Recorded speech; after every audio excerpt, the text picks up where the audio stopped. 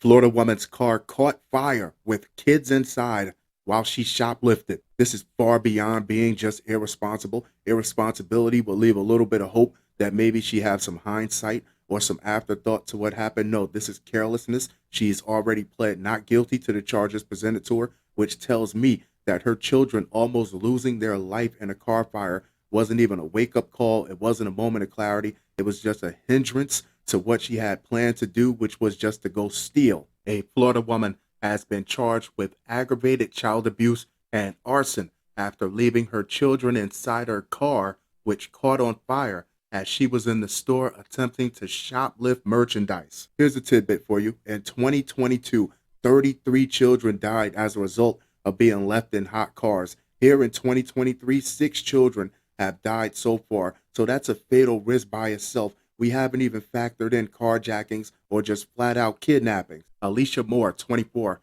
parked her car in a lot of a Dillard's department store in Oviedo, Florida on May 26.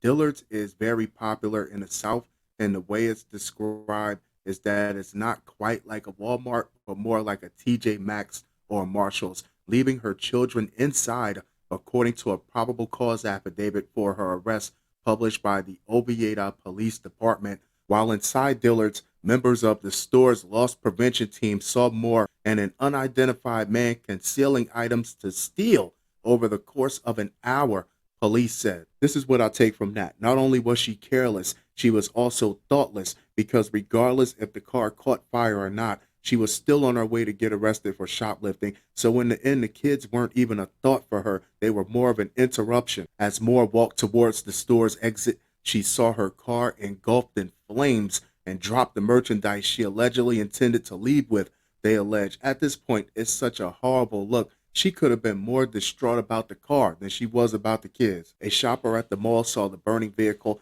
and helped one of the children escape before trying to save another youngster and notifying 911. Authorities said the children were rushed to the Arnold Palmer Children's Hospital for medical attention, where one of them was determined to have suffered several first-degree burns to her face and ears. Shout out to whoever that shopper was for even realizing there were people in that car.